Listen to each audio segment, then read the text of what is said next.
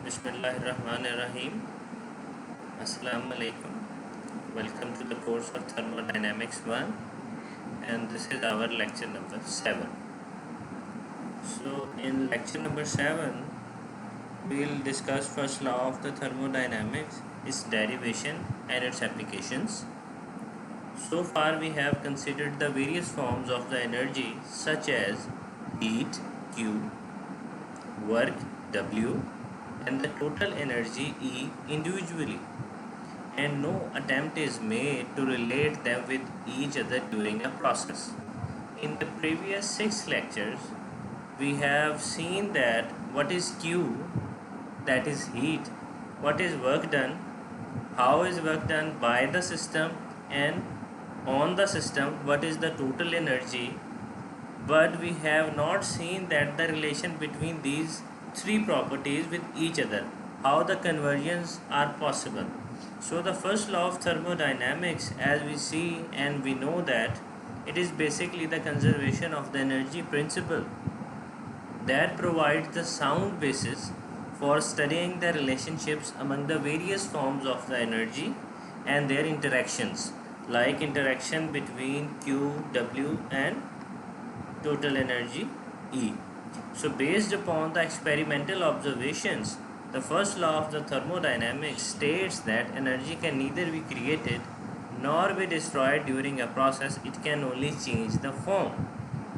Therefore, every bit of the energy should be accounted during a process. Now we'll see how these conversions are possible. In the form of heat Q, work done W, and the total internal energy U of the system, we define the first law of thermodynamics as Q is equals to delta U plus W. Heat supplied to a body is equals to change in the internal energy of the system plus work done by the system. Now this is basically the basic definition of the law of the thermodynamics. Now we see that how these three properties are related with each other. The conservation of the energy principle can be expressed as follows. The net change could be an increase or decrease. So we say that the net change in the total energy of a system during a process is equals to the difference between the total energy that enters the system and that leaves the system during a process. So we can say that delta E of the system is equals to the energy in minus energy out. This relation is often referred as the energy balance, is applicable to any kind of a system that undergoes a process. The successful use of this relation is to solve the engineering problem depends upon the understanding of the various forms of the energies, like we have discussed in the previous lectures. The form of the energies, it could be in the form of kinetic energy, it could be in the form of potential energy, it could be in the form of spring energy, then it could be in the form of energy transfer, like it could be in the form of work, it could be in the form of shaft work, it could be in the form of the spring work, and so on. So the basic know-how of these properties is important. Now the determination of the energy change of a system during a process involves the evaluation of the energy of a system at the beginning and at the end of the process.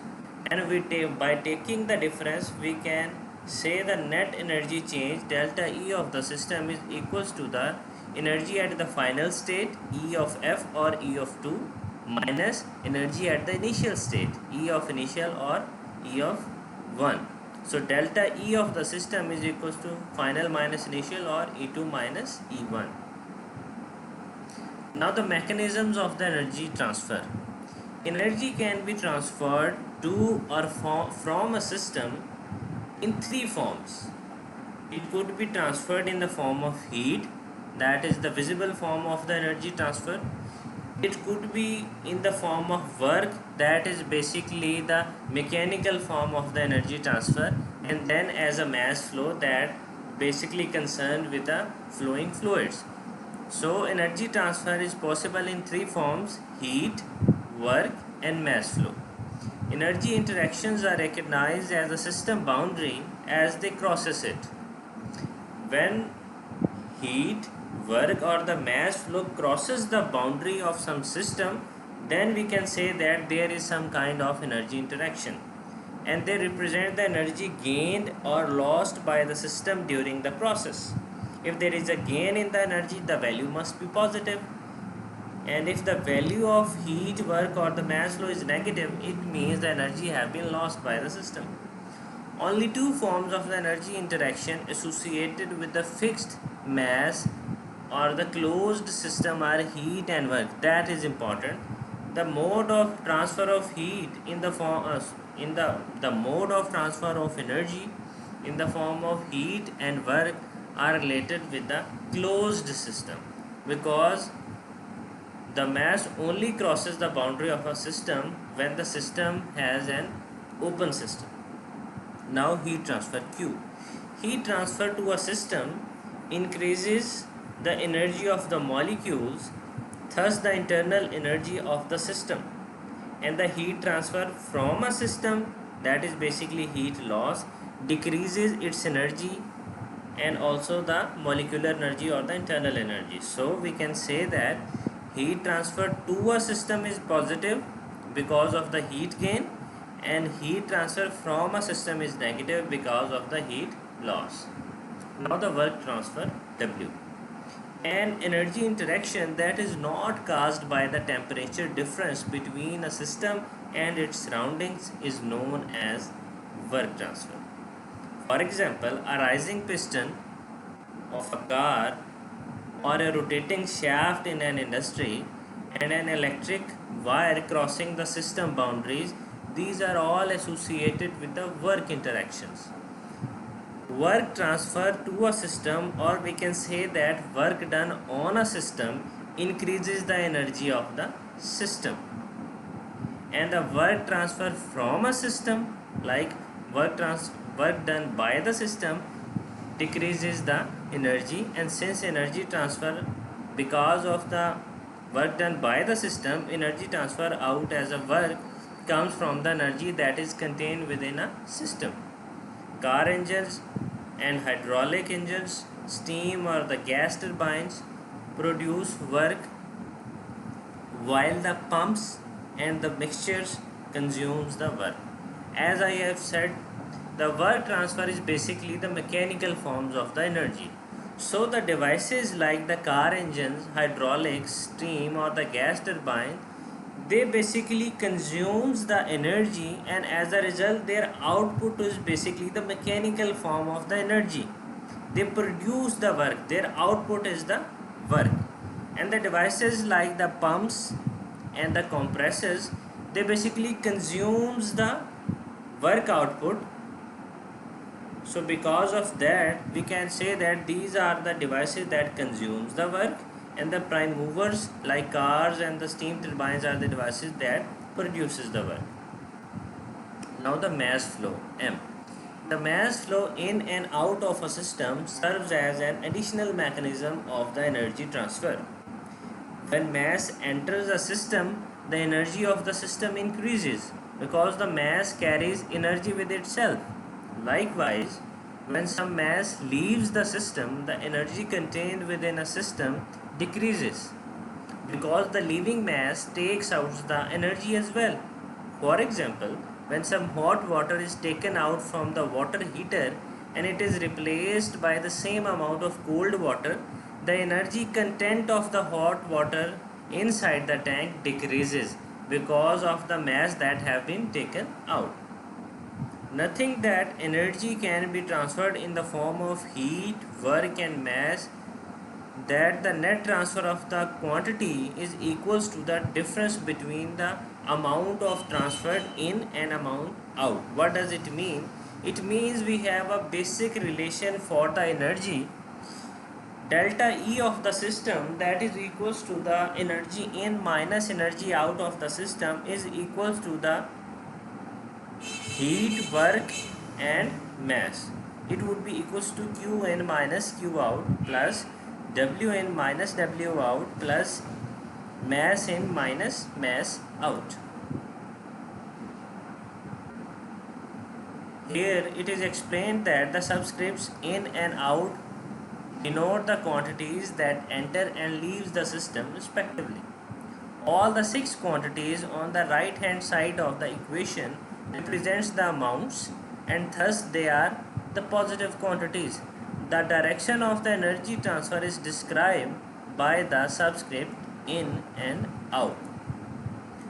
So in this we'll always have the positive values, like for Q in we can have value 2, 3 and 4. For Q out we have value 5, 6, 7, 1, 0.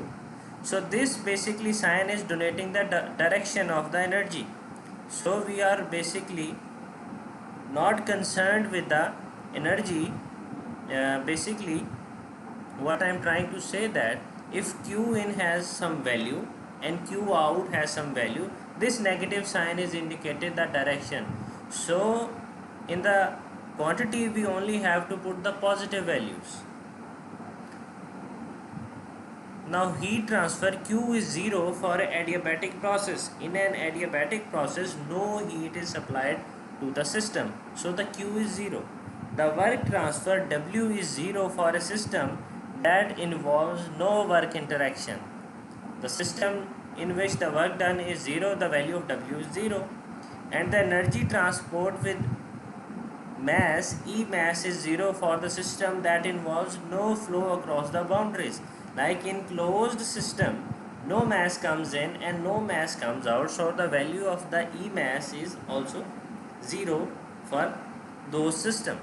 The energy balance for any system that undergoes any kind of energy transfer is equals to delta E of the system, E in minus E out.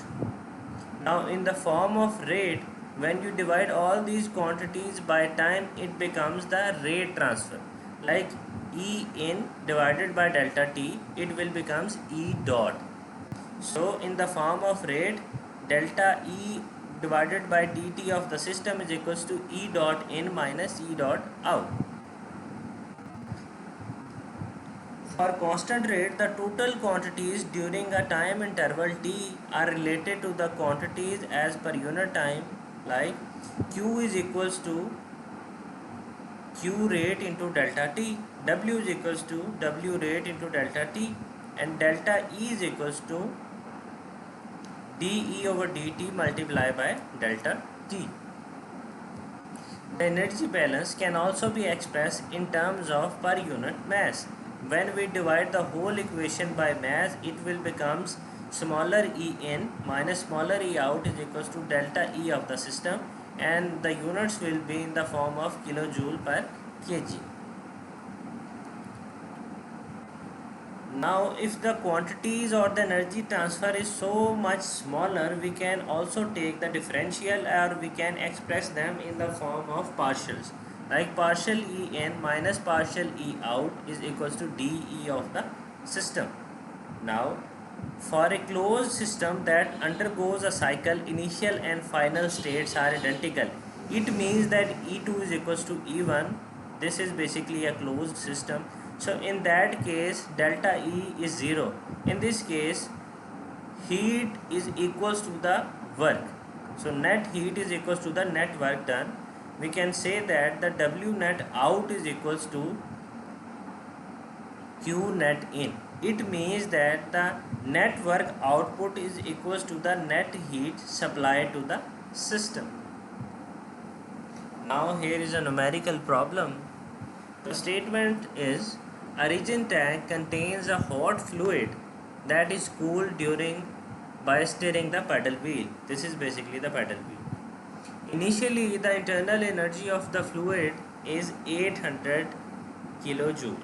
During the cooling process, the fluid loses 500 kilojoule of the heat, and the paddle wheel does 100 kilojoule of the work on the fluid.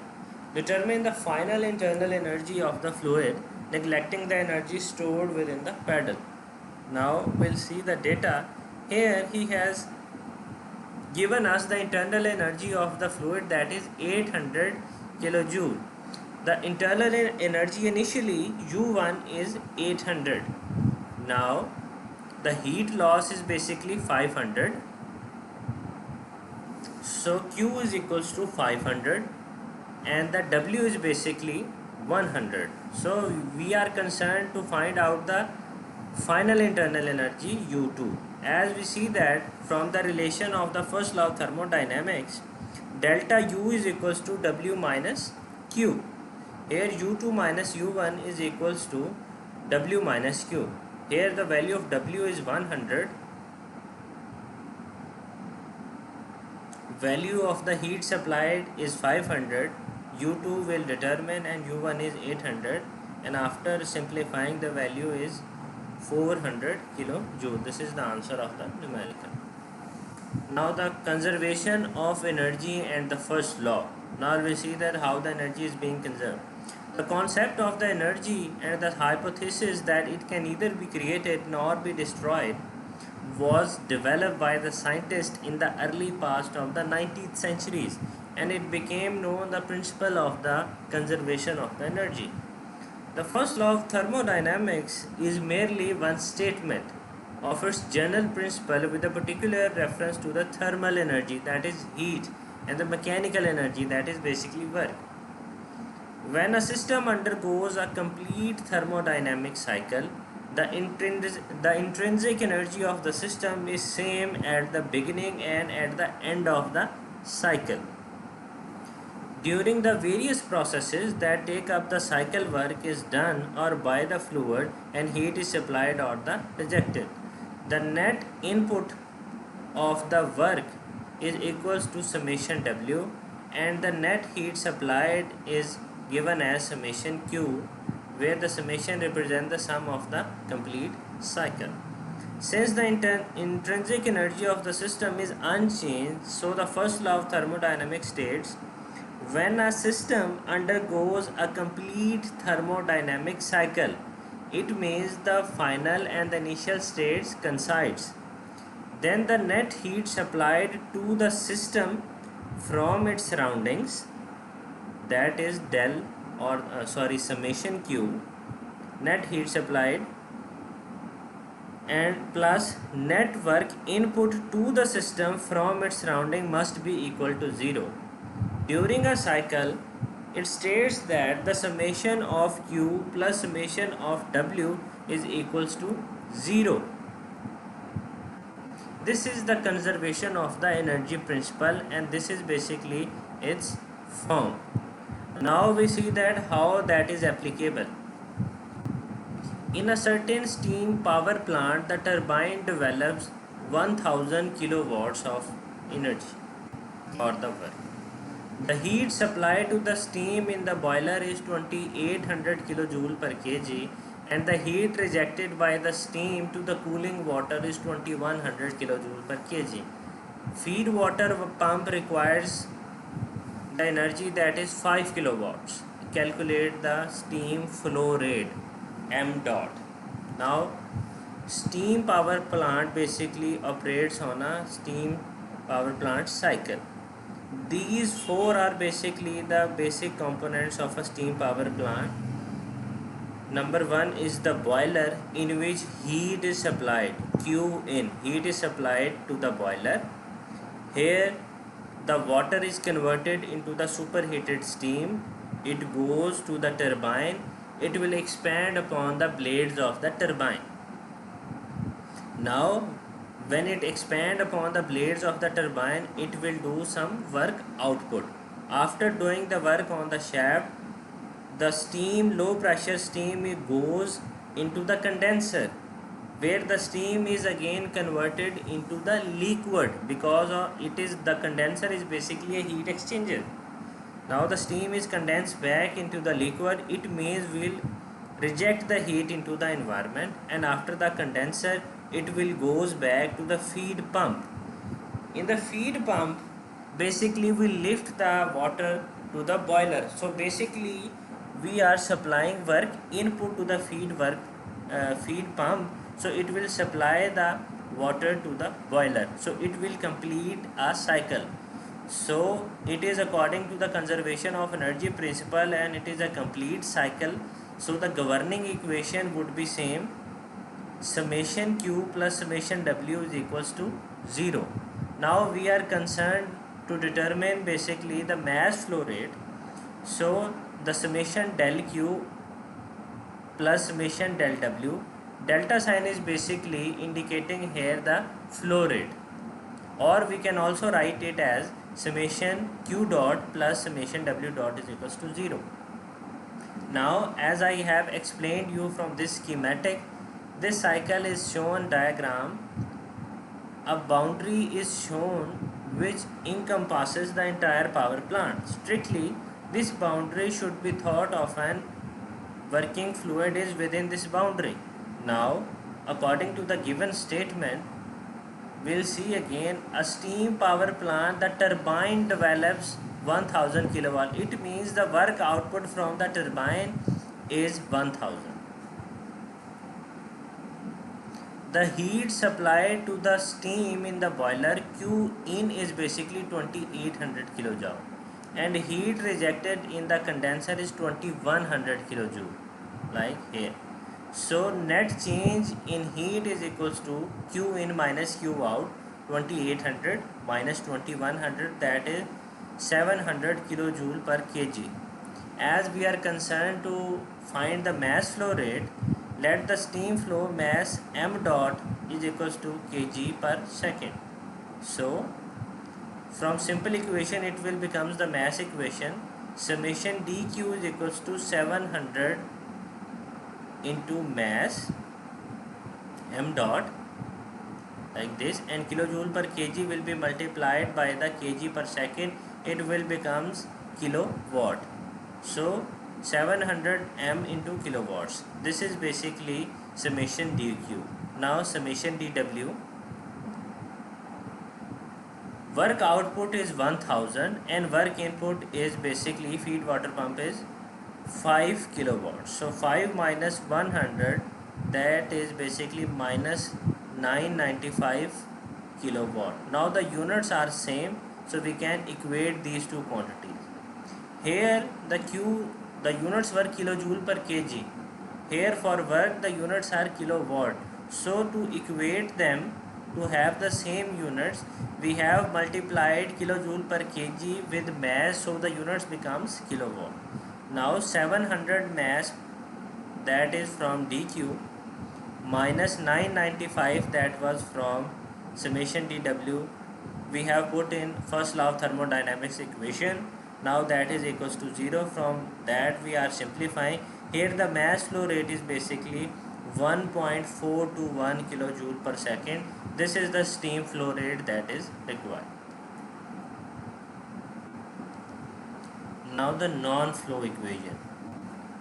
In the previous section, it is stated that when a system possessing a certain intrinsic energy is made to undergo a cycle by heat and work transfer, the net heat supplied and the net work input is equals to 0, like Q plus W is equals to 0. This is true for a complete cycle. When there is a complete cycle, this formula is applicable. When the final intrinsic energy of the system is equals to its initial value. When these values are not same, this equation is not applicable. Consider now a process in which intrinsic energy of a system is finally greater than the initial intrinsic energy. Final energy is more than initial energy. The sum of the net heat supplied and the net work input has increased the intrinsic energy of the system. Now the equation will not become 0. Now the gain in energy is equals to the net heat supplied plus net work input. When the net effect is to transfer the energy from a system, then there will be a loss in the energy of the system. Now when the energy supplied to the system, then there will be gain, and when is energy supplied from the system, there will be the loss. When a fluid is not in motion, then its intrinsic energy per unit mass is known as the specific internal energy of the fluid and given by a symbol small u. The specific internal energy of the fluid depends upon its pressure and the temperature. and is itself a property. The simple proof that the specific internal energy is a property is given in the previous section. The internal energy of the mass m of a fluid is written in the form of U. M into smaller u is equals to capital U.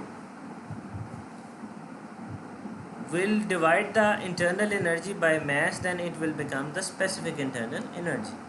Since the internal energy is a property, then the gain in the internal energy is changing from state 1 to state 2 is given by U2 minus U1.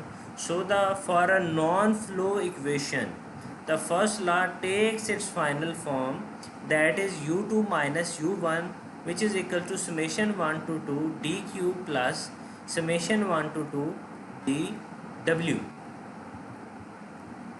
This equation is true for a process or a series of processes between state 1 and 2 that provides there is no flow of the fluid in or out of the system. In any one non-flow process, there will be either heat supplied or heat rejected, but not both. Similarly, there will be either work input or work output, but not the both. So the final form of non-flow process, the first law takes the form U2 minus U1, that is equals to Q plus W, and for unit mass Q plus W is equals to du, Q plus W is equals to U2 minus U1. This is basically the derivation of the first law of the thermodynamics. Here the heat supplied Q plus work done is equals to change in the internal energy for a non-flow equation.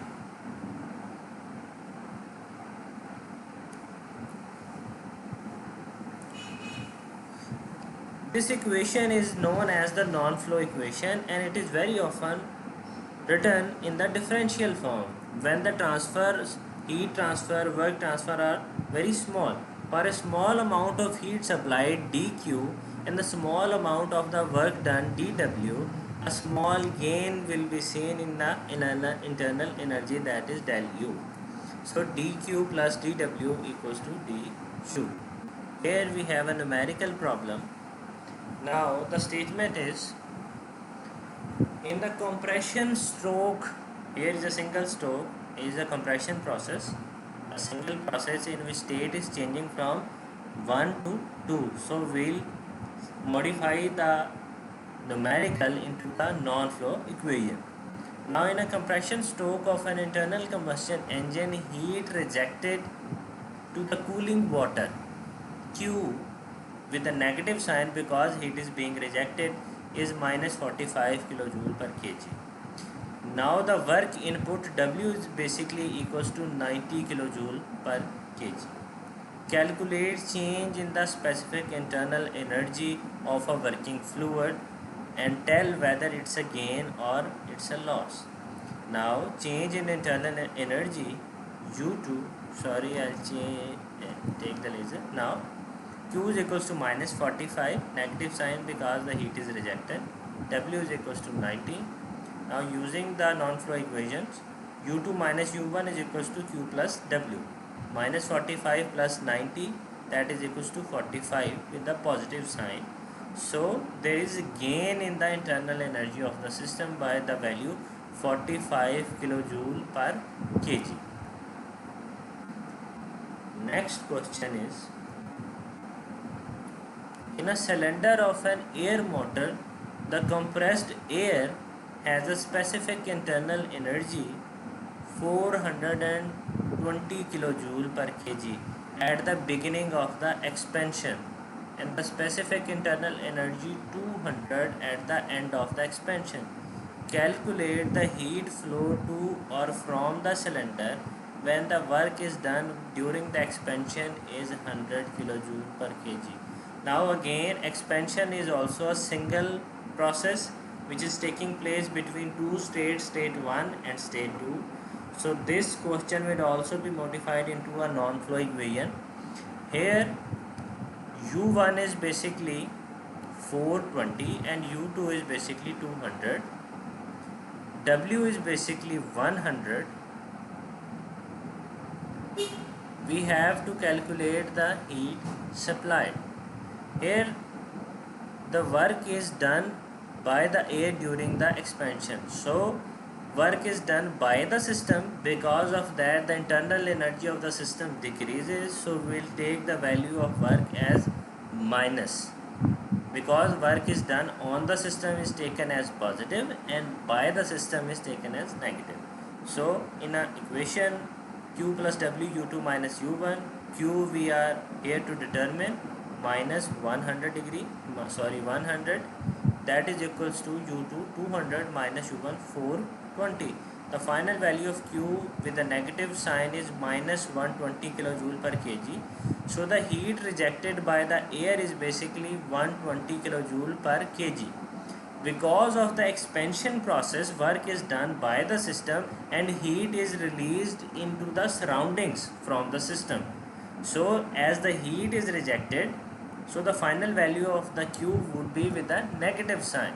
So that is how you interpret your questions, modify them according to the non-flow equation or simple equation of the work. You will put all the values to find out the final relation, and after finding out the value you will comment on it. The negative value is indicating basically the heat is rejected. If the value that comes out would be positive, then we'll see that and we'll say that the heat is basically gained by the system, and it was the converse process of the expansion, it was for the compression process. So that was all from the lecture number 7. Thank you so much.